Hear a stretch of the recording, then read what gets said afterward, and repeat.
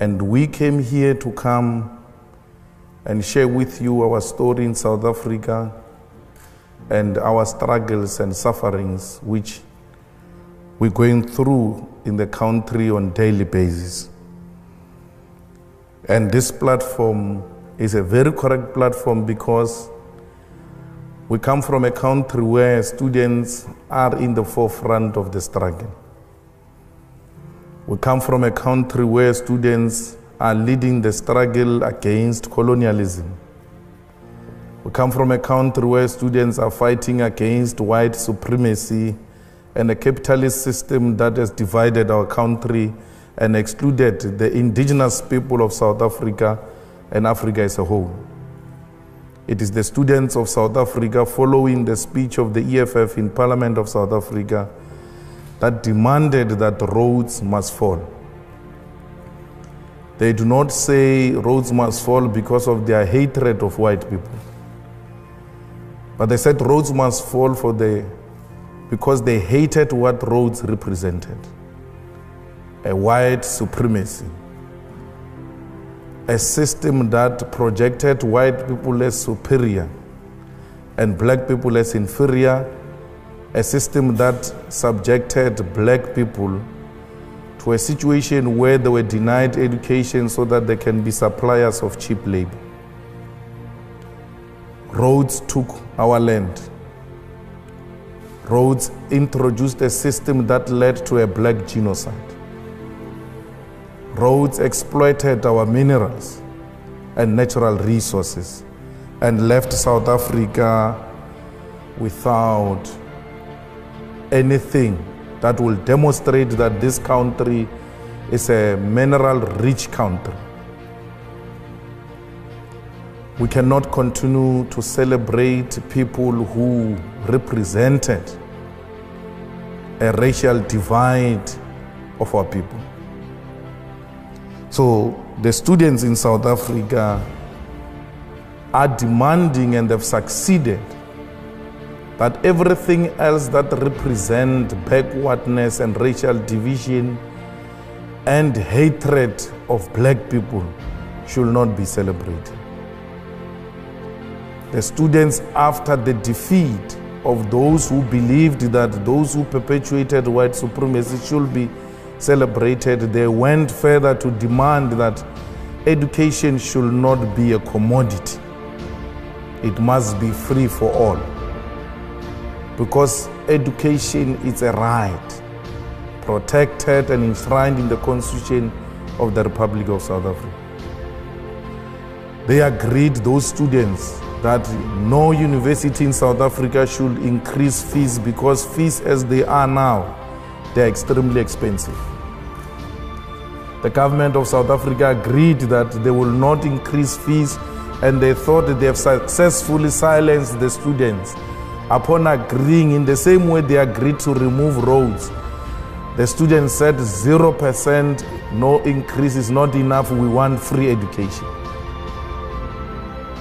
Following the success of the students to put on the national agenda the importance of education, then the workers in the university demanded to be incorporated as employees of the universities, because in South Africa, workers are not part of the staff complement of the universities. They are outsourced, they are owned by labor brokers, they've got no benefits, they've got no rights. They work for universities, some of them for more than 30 years. When they go on pension, they've got nothing to show. Students joined them and said, these are our parents, we want them to be integrated as part of the university, and they must have benefits. Because you've got a situation where in South Africa, the rich have got extremely more than the poor. We've got a situation where the rich love animals than the people. The dogs of rich people in South Africa have got medical aids, but the domestic workers and university workers, the farm workers, the petrol attendants, the security guards do not have medical aids, neither do they have rights as workers. They all work for a system called labor brokers. So students, like they did during apartheid days in South Africa in 1976, they've now influenced a new era, a new terrain of struggle, where the interests of the poor are firmly put on the agenda of South Africa. Today, South Africa discusses minimum wage. Today, South Africa discusses how the rich can share wealth with the poor, because the young ones are in the forefront of the struggle to transform South Africa. In South Africa, for the past 21 years, politics which were represented there were right-wing politics, which led to the ruling party also taking a right-wing direction because it only had competition from the right. There's never been a legitimate, credible left formation to challenge the ruling party or to have a ruling party striving for balance. And because nature does not allow a vacuum, the organization called the Economic Freedom Fighters emerged and closed that gap. The EFF emerged in South Africa because South African working class demanded a proper representative of the working class. EFF emerged in South Africa because the unemployment increased in South Africa. The poverty levels increased in South Africa. The inequality increased in South Africa. We have a situation where the levels of corruption in South Africa are actually institutionalized. You get a senior position on the basis of to what extent are you corrupt. If you are anti-corruption, you never get a promotion, because the state favors those who are corrupt. We have a situation in South Africa where a white-owned capitalism or economic system has been exploiting our people, and our people have not been benefiting from the mineral resources in our country. We have a company called the London Mine, which is mining in a place called Marikana. In that mine, the mine has got everything, all the basic needs: water, electricity, roads. And just next to a mine is a township or a village where black people stay without water and electricity, without roads, without proper schools. Yet London Mine is taking their platinum and reinforcing and making London and Britain to be what it is. Literally, between the mine and the community is a dumping area where the children coming from that community go and look for food in that dumping area. It is in the same mine where 34 workers were killed by a London mine. Those workers did not demand anything except a living wage. One of the workers in an interview, when he was interviewed and he was told, "You are looking for too much money, yet you are not educated. Why do you look for so much money? You have not been to school." He said, "I want this money so that I can take my child to school, so that my child cannot be like me. I want to produce a CEO of a mine." They were fighting to have roof over their head. They did not have weapons in their hands. But the government of the day responded to those genuine demands of the people by sending police with rifles, and people were killed because they demanded enough money to take their kids to school. Some of them, when police arrived, they raised their hands and pleaded that police should not kill them. Police shot defenseless masses of our people. One of the people who was shot there was one man who was wearing a green blanket called Mambush,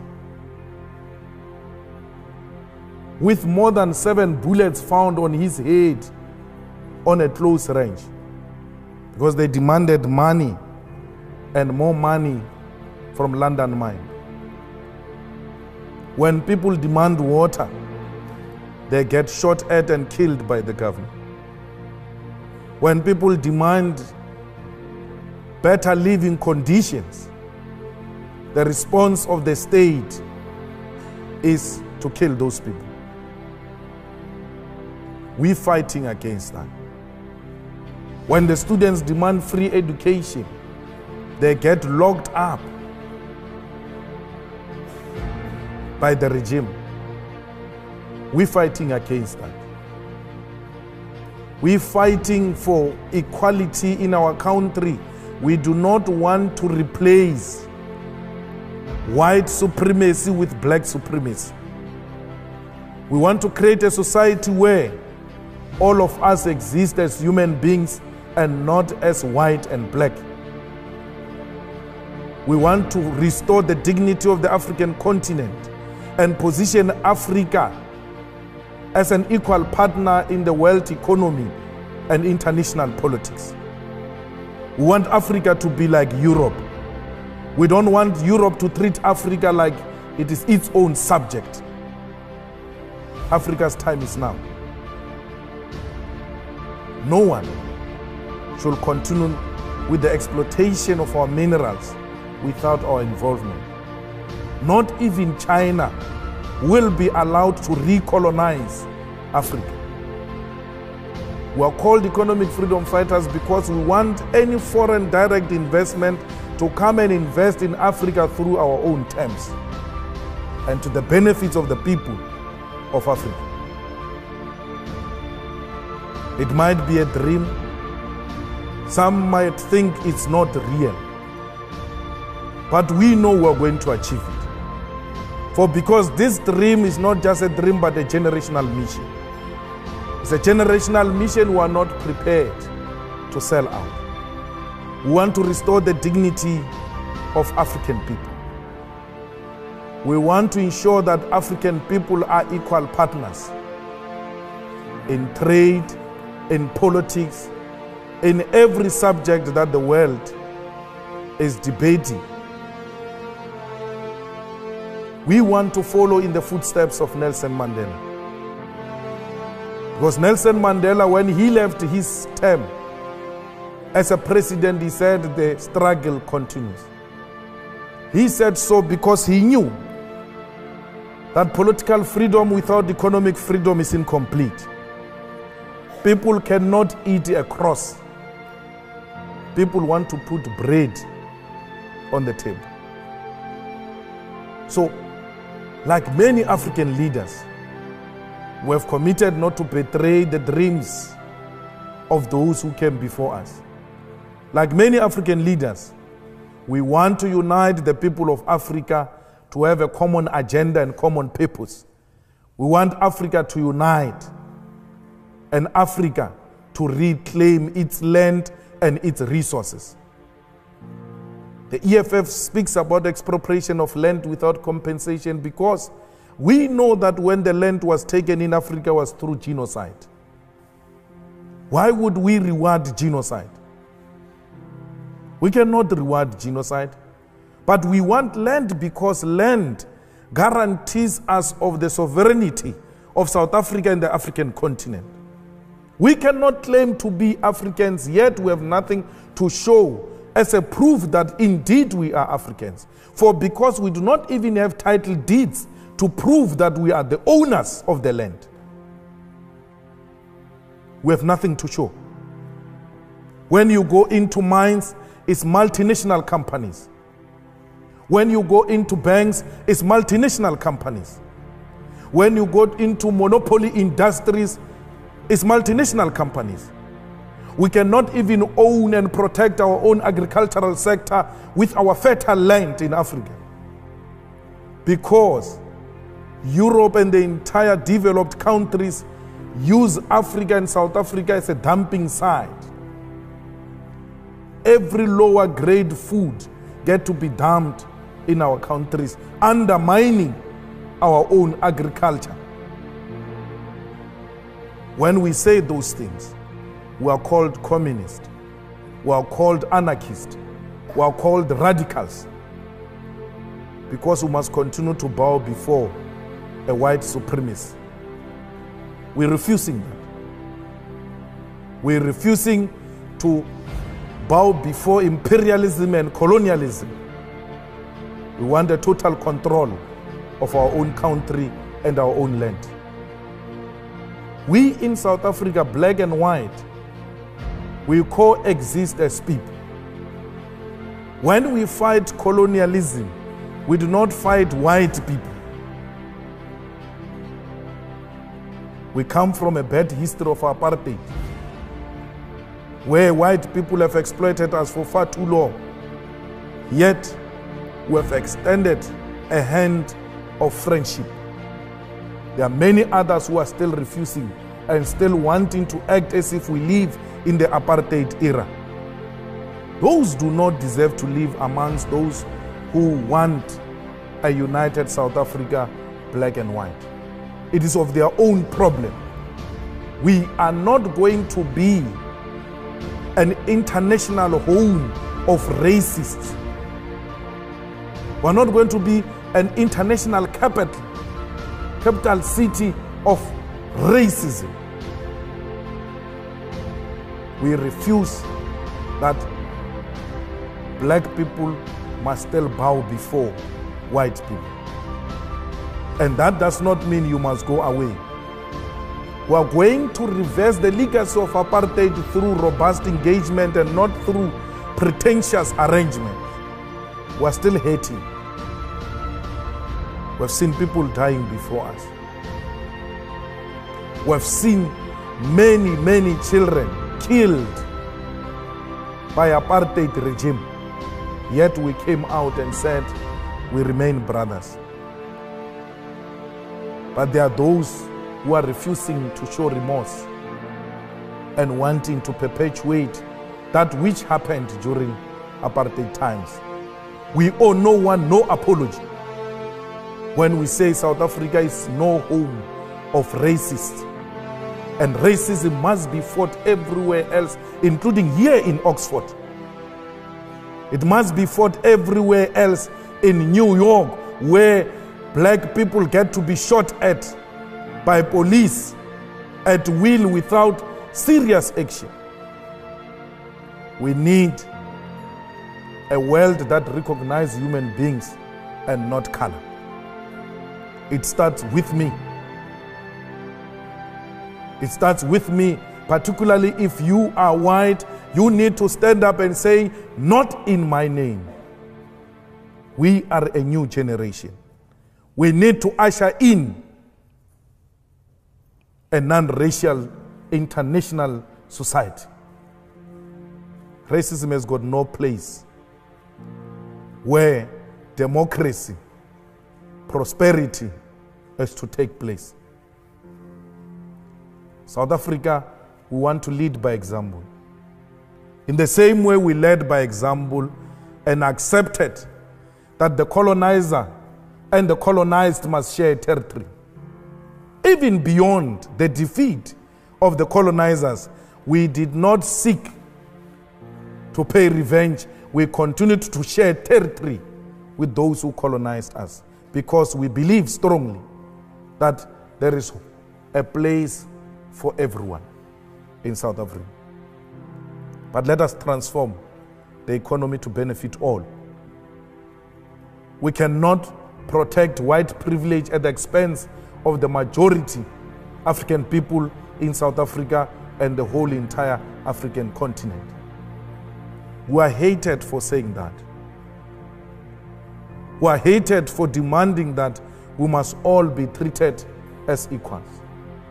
It's not going to change that. We will rather die for a dream that is going to be realized by many generations after us. Even if we don't realize it ourselves, we've made a commitment to lay a firm foundation for generations to come. We seek to inspire confidence amongst many, many, many African masses that they must stand on their own. In this day and era, you still have a situation where there are African states paying colonial tax to France. France, it is what it is because of those African states. You have the reserve banks of African states in France and not in Africa itself. And we must accept that and say it is acceptable, it is in the interest of Africa. It is not. We want Africans to have control over their own currency. We want Africans to have control over their own economy and what constitutes their own economy. Our struggle seeks to inspire that. Our struggle seeks to inspire accountable African leaders, not dictators, not unaccountable leadership that turns a public purse into a personal purse. Some leaders in Africa, when you ask them for money, they go and fetch from a reserve bank and give it to you because they treat a reserve bank as a personal bank account. It can't be. We want leaders who are responsible. We want leaders who are accountable. We want leaders who will go to elections and be elected through democratic means. Let people determine their own leadership and not because leaders are torturing them and intimidating them and imposing themselves on the people. We were happy when South Africa became one of the last liberated countries because we thought we would learn from many failed African states and not repeat similar mistakes. But it looks like we are traveling in the same direction that was traveled by failed African states. In the whole of Africa, I met some of the students earlier, some are doing research in Africa. You must go and check the facts. In every failed state, it became so because of an individual called the president. The president takes over the country and everything else gets to be designed around the individual called president. They move from a democratic rule to personal rule. They respect individual more than the state institutions. If a president does not like a red beret, a law is passed that all red berets are banned in this country. If the president in South Africa does not like a corruption fighting institution called Scorpions, they go and close down that Scorpions so that he can steal more than 250 million rands. I don't know what is that in pounds. Because he doesn't want to go to prison. Every institution that wants to take him to prison for corruption, he destroyed that institution. The Scorpions closed down because that was going to cause him problems. Now we've got a beautiful lady called the public protector fighting corruption. The president is after her. Because anyone fighting corruption in South Africa is the enemy of the president. And if that president is left alone, South Africa will become one of the failed African states, not under our watch.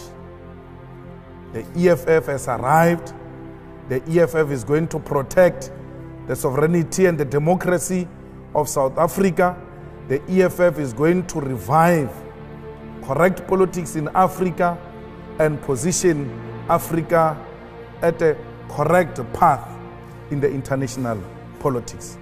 It is possible.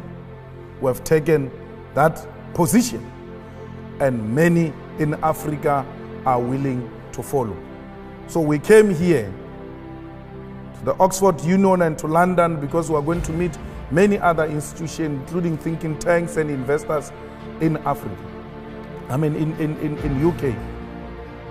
Those who want to invest in Africa, those who love peace and democracy, those who love the sharing of wealth amongst people. We need your support.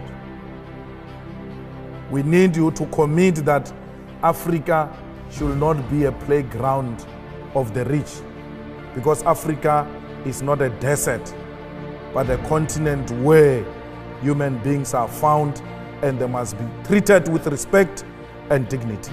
Thank you very much.